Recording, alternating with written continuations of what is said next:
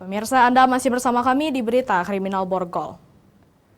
Seorang pelaku pencurian sepeda motor yang sudah lebih 20 kali beraksi hingga membuat warga Kota Palembang dan Banyuasin resah ditangkap polisi.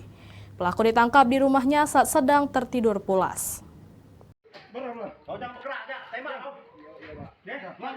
Inilah detik-detik penggerebekan rumah seorang raja, pelaku pencurian sepeda motor di kawasan Mariana, Kabupaten Banyuasin, Sumatera Selatan oleh Satuan Unit Ranmor Polrestabes Palembang. Saat penggerebekan terjadi, pelaku bernama Reza Apriansyah yang tengah tertidur pulas tak berkutik saat ditangkap petugas. Setelah menangkap pelaku, polisi kemudian mencari barang bukti dan menemukan mata kunci letter T yang disimpan pelaku di bawah kasur. Menurut keterangan polisi, pelaku sudah 20 kali beraksi di Kota Palembang dan Kabupaten Banyuasin, Sumatera Selatan.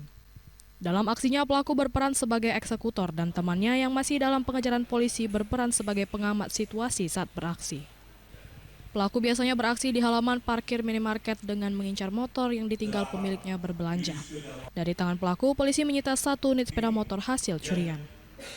Bahwasanya 2 orang pelaku curanmor ini telah melakukan tindak pidana pencurian sepeda motor kurang lebih pada 20 TKP, di mana dari 20 TKP tersebut 12 TKP berada di wilayah hukum Kota Palembang dan 8 TKP berada di lain kabupaten, yaitu khususnya di Kabupaten Banyuasin.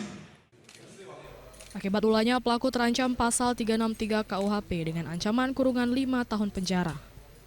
Dari Palembang, Muhammad David, iNews melaporkan.